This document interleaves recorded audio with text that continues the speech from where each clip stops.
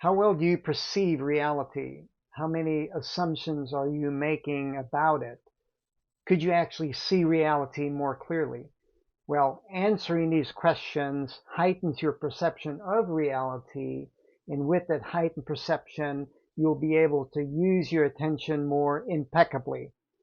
By being able to use your attention more impeccably, then you can take more effective action. Now, I'm sure you've heard the phrase that perception is reality. Well, yes, it's reality, but not necessarily an accurate representation of reality. It contains illusory elements, and that leads toward ill-informed intentions and actions that leads to more pain in your life. You can't act effectively upon a lie. If you're not seeing reality clearly, then you're lying to yourself, at least to some degree. So it's important to find ways to increase your perception of reality so it's more clear and accurate. And I call this process seeing. So what you're going to learn in this lesson is how to shift your perception so that you can see reality more clearly.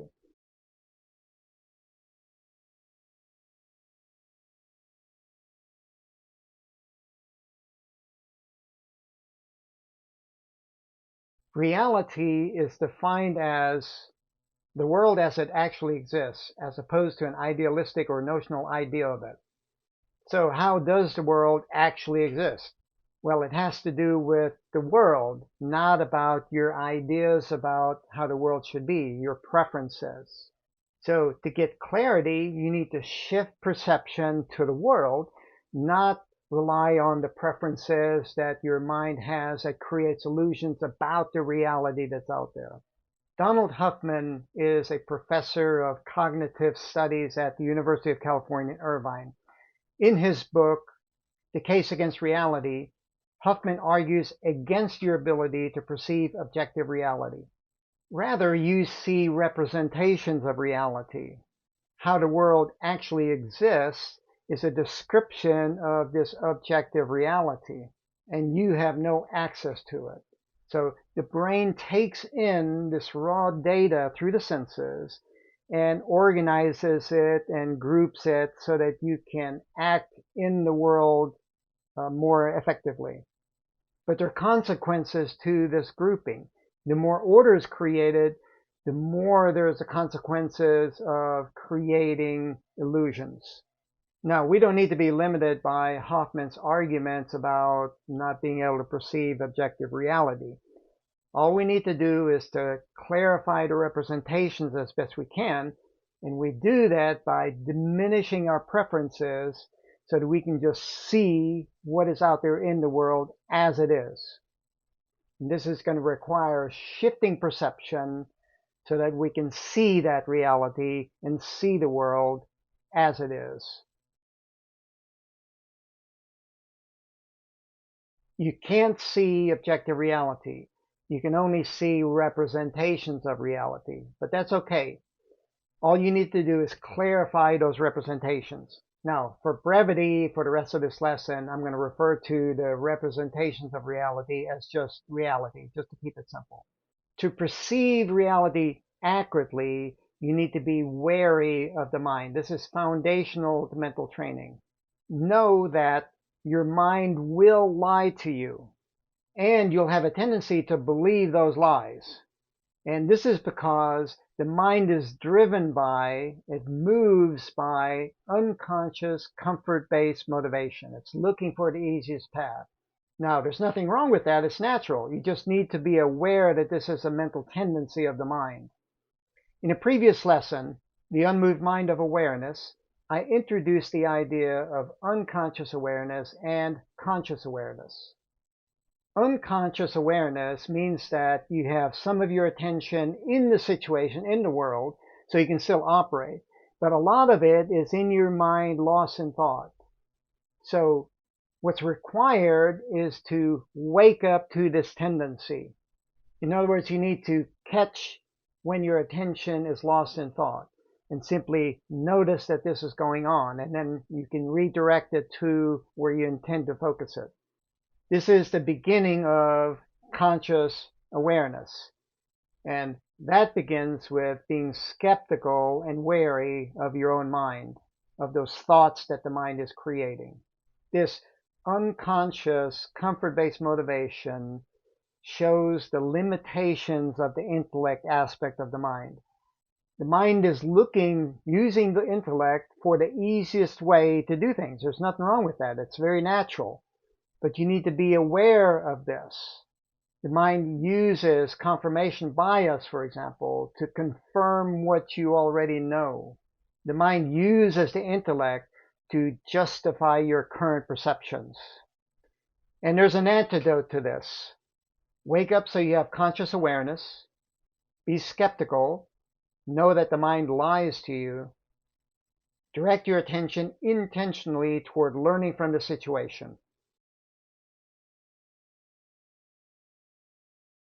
The goal is to see reality clearly, and that means everything that makes up reality.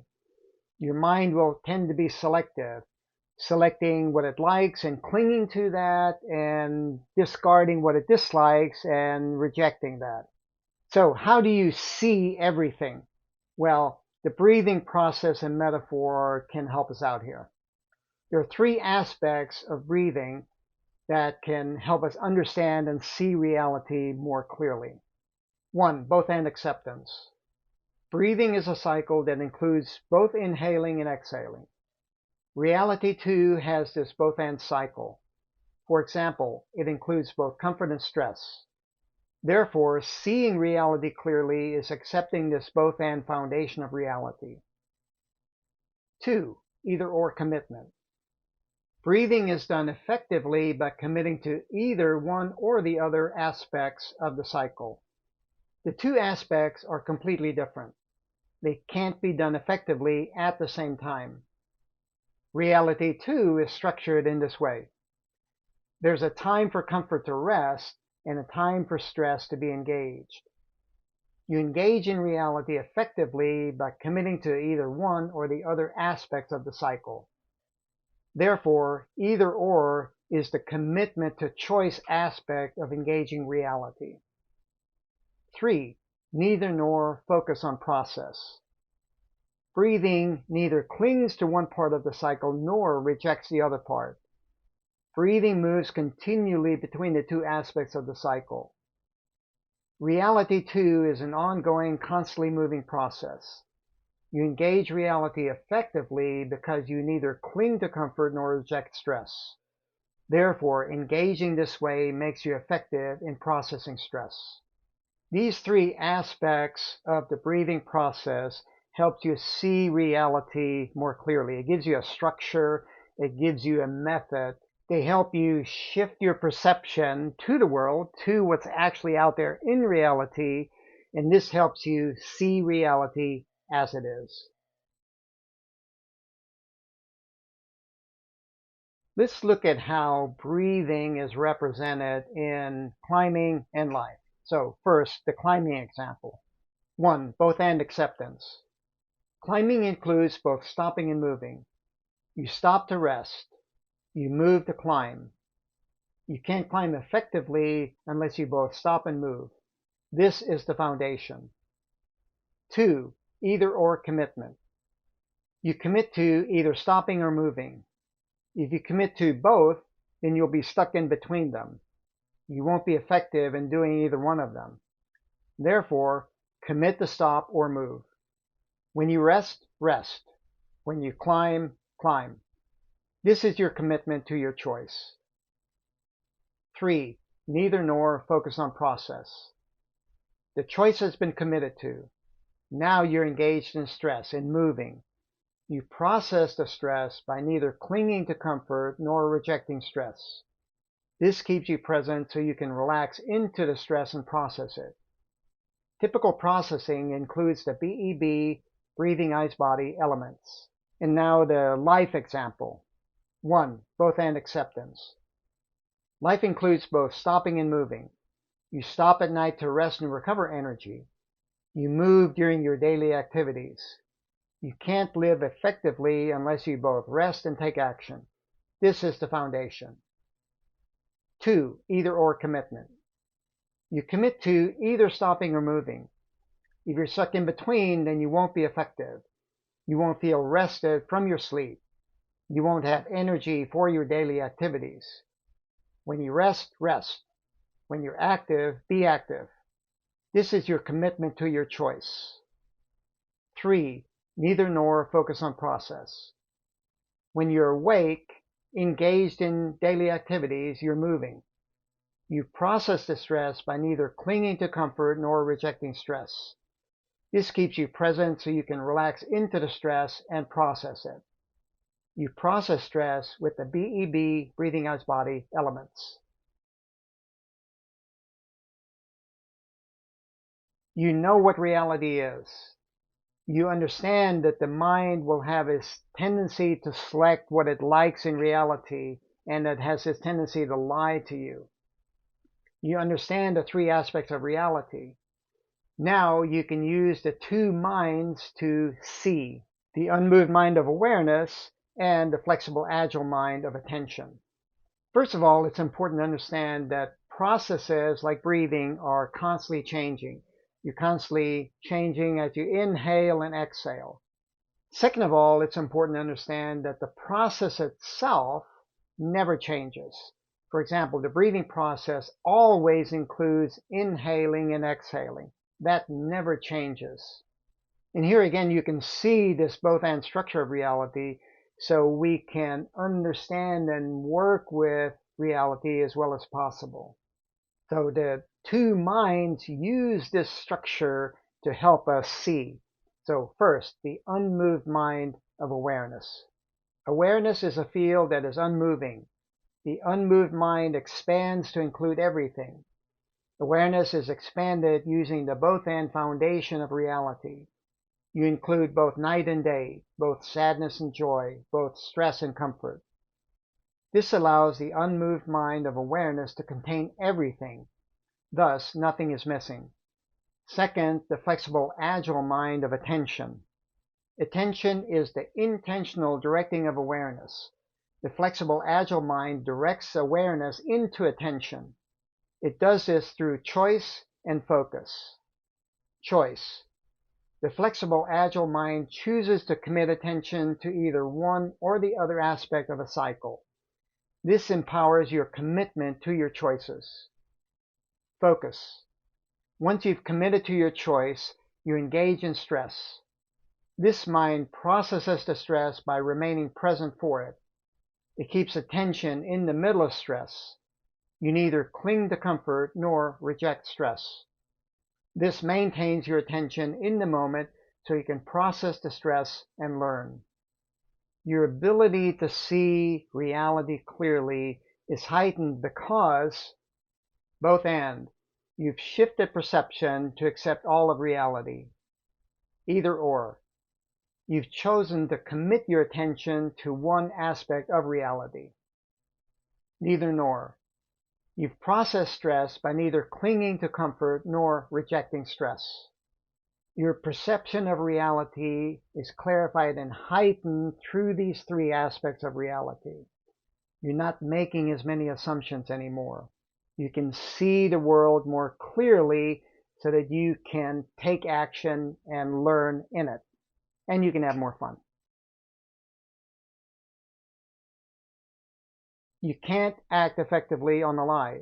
You need to shift your awareness toward these three aspects of reality. And you use those two minds, the unmoved mind of awareness and the flexible, agile mind of attention, so that you can see the world more clearly. Here's the drill. Unmoved mind of awareness. Use the unmoved mind of awareness to include all of reality. 1. Both-and acceptance. Imagine stepping back. I introduced this concept in Warrior Lesson number 18. Stepping back expands your awareness. It helps you perceive and include both parts of cycles. For example, accept both rest and activity. Flexible, agile mind of attention. Use the flexible, agile mind of attention to choose and focus. 2. Choose with either or commitment. This directs your attention more purposefully to the task. For example, choose to either rest or be active. Don't try to do both at the same time. You'll end up sleepless at night and have low energy during the day. When you rest, rest. When you're active, be active. 3. Focus on neither nor, focus on process. During your active day, relax into the stress. Do this by noticing if you're clinging to comfort or rejecting stress. Clinging to comfort manifests itself as complaining about your problems. Rejecting stress manifests itself by thinking there's no value in problems. Rather, relax into the problems. Stay in the middle of them. Process the stress with the BEB, breathing ice body, elements. Shift your perception of reality so you can see the world as it is and work with it. That's going to make you more effective so you can learn and grow. And maybe most importantly, it's going to increase and improve the amount of peace and joy that you experience in your life.